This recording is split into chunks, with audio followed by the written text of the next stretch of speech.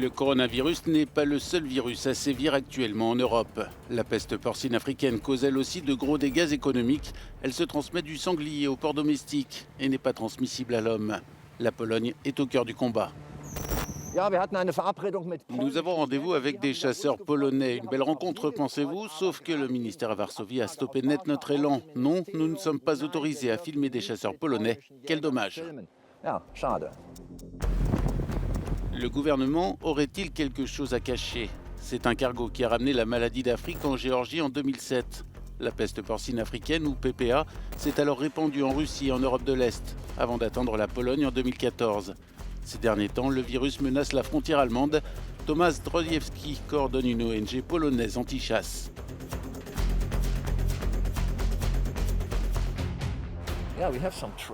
Nous voyons des traces ici, vous voyez? Il y en a une par là. C'est un sanglier.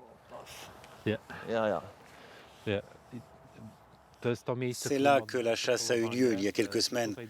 Ils ont traîné les animaux morts dans le champ. Ici, il y avait des larges traînées de sang de plusieurs dizaines de mètres de long. C'est un vrai problème parce que d'autres animaux, d'autres sangliers sont ensuite infectés par ce sang. Certains chasseurs polonais ne respectent pas les règles européennes de base sur le traitement des animaux morts qui ont été mises en place pour ralentir la propagation de la maladie. Le problème vient de la chasse en groupe.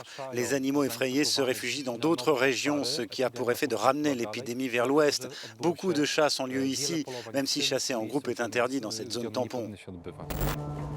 Les militants traquent les chasseurs avec leurs caméras. Cette vidéo choc a déclenché un débat national en Pologne. Ils découpent le sanglier sans habit de protection, sans respecter les règles de base. Il y a du sang de partout, même leur voiture baigne dans le sang. Blood is everywhere and car staying on the blood. Les chasseurs ont beaucoup de partisans dans la communauté paysanne. Ici, en Pologne occidentale, à Miedźwiedź, nous rencontrons Paweł Egrowski, acteur majeur du marché exportateur de viande porcine au Royaume-Uni et au Japon. Quand des sangliers porteurs du virus PPA ont été découverts dans la région, Paweł s'est débarrassé immédiatement de ses 9000 cochons, puis il a augmenté ses mesures de protection. La biosécurité est très importante. Les véhicules viennent d'autres endroits. Il est vraiment obligatoire de les désinfecter en les passant dans ce tapis spécial pour nettoyer leurs roues. En plus de ça, on projette ensuite un liquide désinfectant sur la carrosserie. Récemment, Paweł a pu rencontrer le ministre polonais de l'Agriculture. Les fermiers encouragent le plan du gouvernement d'éliminer 90% de la population de sangliers sauvages en Pologne. Une loi autorise l'utilisation de silencieux et si nécessaire, l'armée peut être sollicitée. Plus tôt cette année, la région a été fermée et quelques 2000 sangliers ont été tués. Paweł se sent rassuré. Waouh, qu'ils sont bons ce savon désinfectant.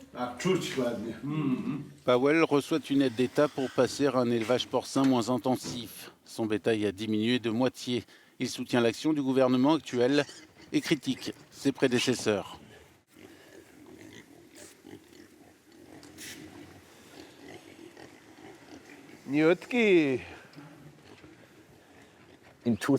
En 2014, qu'est-ce qu'il s'est passé pour en arriver là? Le problème avec le gouvernement précédent, c'est qu'ils n'ont jamais eu d'argent, ni pour installer des clôtures à sangliers, ni pour les abattages de masse. C'était ainsi avec l'ancien gouvernement. Ils se contentaient de répéter « pas d'argent, pas d'argent ». Les sangliers sont de bons nageurs. En mars, un animal malade a été trouvé à 10 km seulement du fleuve qui longe la frontière germano-polonaise.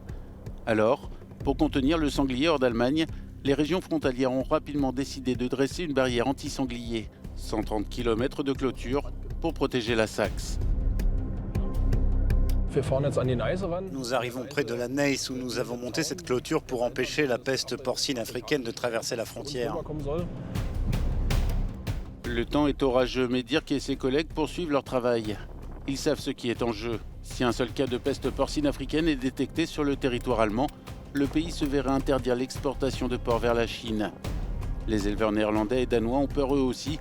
L'équipe de Dirk protège l'existence même des éleveurs de porc d'Europe occidentale. C'est une clôture électrique conçue pour dissuader les sangliers. C'est pour ça qu'elle est bleue. Les scientifiques ont découvert que les sangliers distinguaient très bien le bleu. En plus de ça, nous avons mis un ruban spécial sur la clôture qui bouge avec le vent et fait du bruit.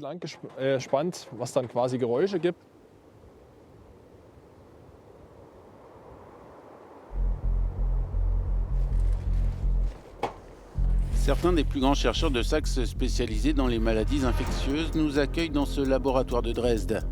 Les chasseurs sont tenus par la loi de signaler chaque sanglier mort découvert en forêt.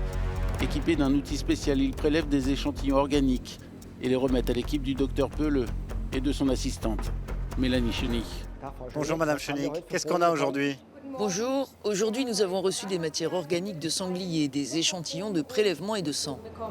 Ok, nous allons procéder comme suit. Vérifions d'abord la présence de peste porcine africaine dans cette matière organique. J'aurai besoin des résultats rapidement cet après-midi. Oui, très bien, c'est faisable. Merci. L'équipe fait partie d'un dense réseau de laboratoires répartis dans toute l'Union européenne. Leur mission, détecter le virus de la peste porcine africaine. Le gouvernement a créé un groupe de travail spécial prêt à déclencher des mesures de quarantaine sévères dans les élevages de porcs. Alors Madame Cheney, du nouveau? C'est fait, les résultats sont tous négatifs. Bien, espérons que ça dure. La peste porcine africaine n'est dangereuse que pour les sangliers et les porcs domestiques, mais elle est totalement inoffensive pour l'homme. La maladie peut se transmettre aux porcs domestiques. Mais il existe un autre risque.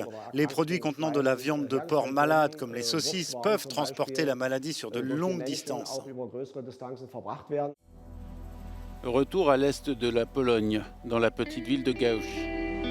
Andrzej Waszczuk est éleveur de porcs depuis 3 générations. Il craint que la tradition familiale ne prenne fin bientôt. En 2019, la crise de la peste porcine africaine s'est amplifiée. Quelques 35 000 porcs ont dû être abattus dans le nord-est de la Pologne. Au début de cette année, 24 000 autres porcs ont été abattus dans l'ouest du pays. Andrzej reproche au gouvernement de négliger les dépistages sur les sangliers morts, considérés comme de potentiels bombes à virus. Les cadavres des sangliers morts ne sont pas détruits à temps, ils restent sur place trop longtemps. Ils les ramassent parfois au bout de 3 ou 4 jours. Cela met les agriculteurs du coin comme moi très en colère. Avant l'apparition de la maladie, nous étions environ 2000 éleveurs de porcs dans cette région. Aujourd'hui, nous ne sommes plus que 600 tout au plus. Également apparue en Belgique en 2018, la peste porcine africaine est quasiment sous contrôle dans une région qui s'étend de la Wallonie au nord-est de la France et au Grand-Duché du Luxembourg.